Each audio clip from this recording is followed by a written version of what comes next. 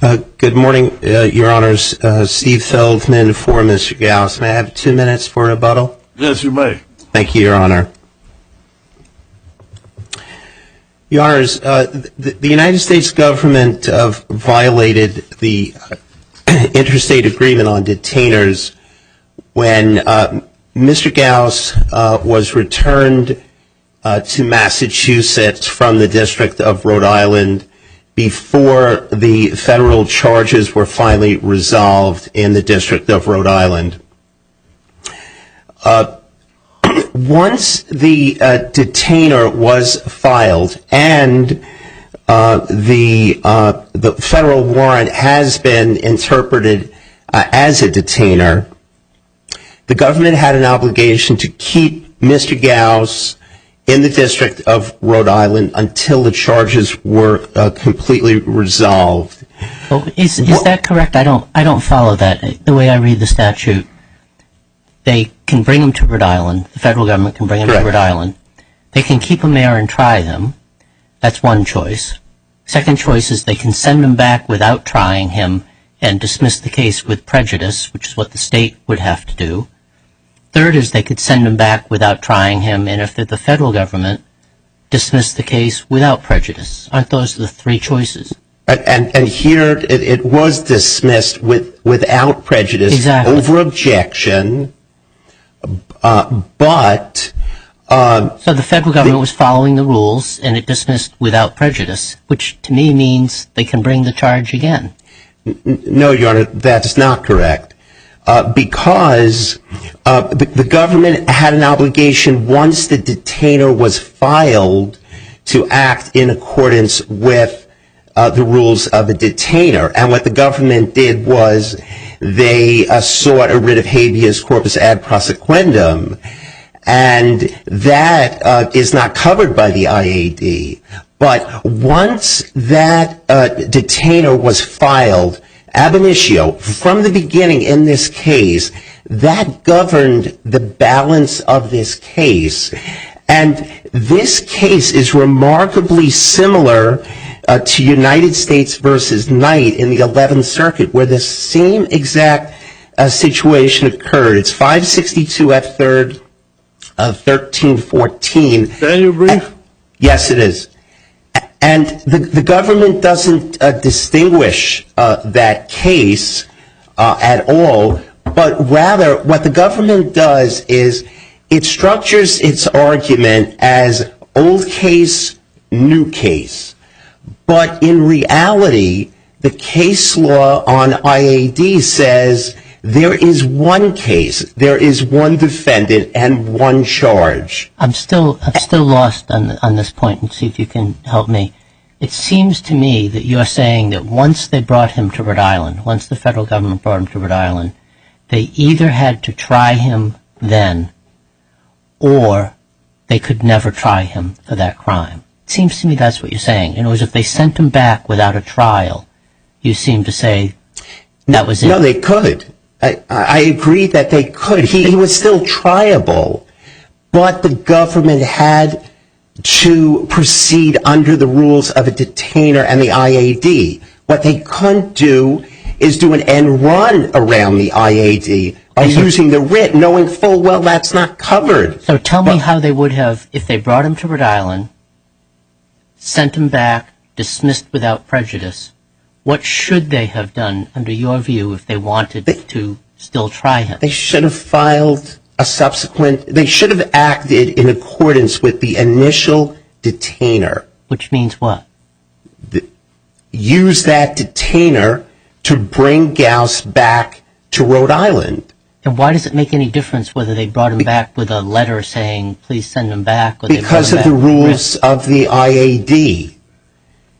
What the government did in using the writ was they went around the IAD in the second case. But they ended up, how did they end up in a different place?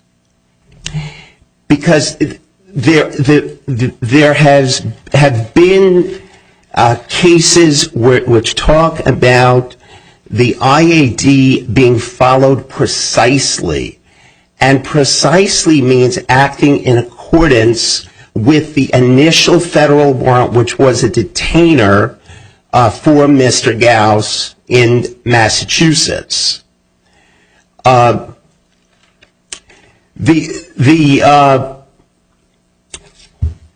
problem with the IAD violation in this case is that it violated the anti-shuttling rules of the IAD.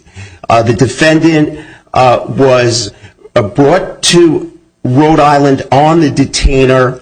He was then sent back to Massachusetts, and without the federal charges finally being resolved, and that is the problem that the IAD was designed to prevent, this shuttling. Well, now you've confused me again, because I thought you just told me they could have shuttled him back if they. I didn't say shuttled. But they could have brought. They could have returned him in accordance with the rules of the initial detainer that they filed. Well, they could have brought him to Rhode Island, sent him back to Massachusetts, dismissed without prejudice. Then, if I understand your argument, they could have brought him back to Rhode Island again as long as they did it with a detainer and then tried him at that time. Yes. So there you have, it seems to me, shuttling. The only difference is they brought him back under your scenario, which you say is okay with the detainer, but here they brought him back with a writ. That's correct. And what's the difference? How does that affect him? How does that have any effect on him? Well, it affects him because the IAD has certain rules, and the government circumscribed the rules by using a writ in the second indictment. And which one caused your client any prejudice? Which rules should have been followed? The rules on the IAD, which discuss the anti-shuttling violations, have to do with institutional programs and the interference with those programs. But none of the cases talk about specifics about which programs have been interfered with. It's just a general rule that the defendant should not be shuttled from Rhode Island to Massachusetts before the charges are finally resolved.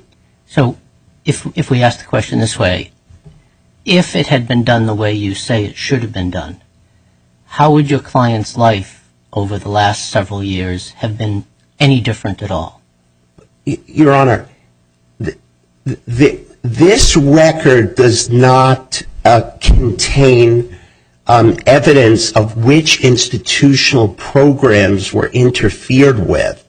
But that's the ill that the IAD is intended to prevent. Okay, so you say we don't know, but it might have been, and he shouldn't have to prove it now in hindsight. The IAD it stands for a simple anti-shuttling proposition that in general terms a prisoner's right should not be violated for whatever institutional programs in which he's involved in his facility. I think your time is up. Thank you very much, Your Honors.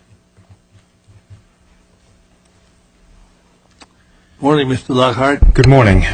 So our position is that there was no anti-shuttling violation because in the new case we brought him into Rhode Island where he was detained at the Wyatt Federal Detention Center.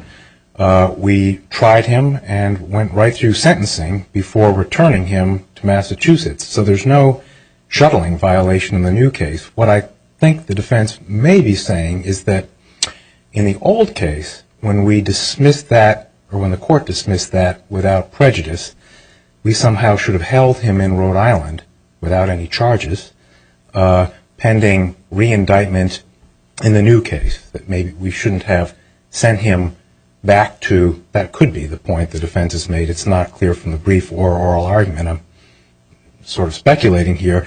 But the question then is, how on earth could we have held this defendant in a federal prison without any pending charges against him. Essentially, you would have a situation where the government would be forced to make a decision within seconds, I guess, to have a new indictment ready in the new case.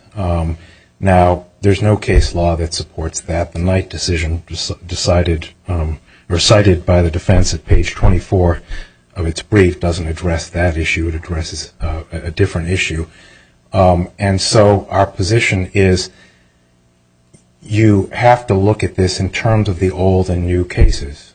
The old case was dismissed without prejudice. There's no contention on appeal that that ruling was in error. And if there is such a contention, it's wrong because the court didn't abuse its discretion in deciding that the case should be dismissed without prejudice.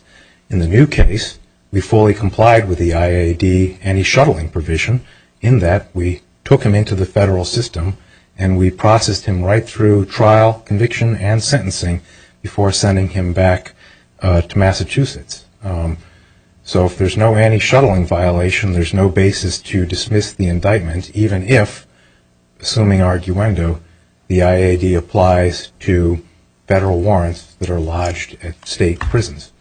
The point of our brief was to say you can avoid looking at that threshold question of the IAD's applicability to state warrants, and you can avoid the question of under what circumstances are detainers withdrawn or lifted, or at what point do they just go away if the underlying charges are dismissed.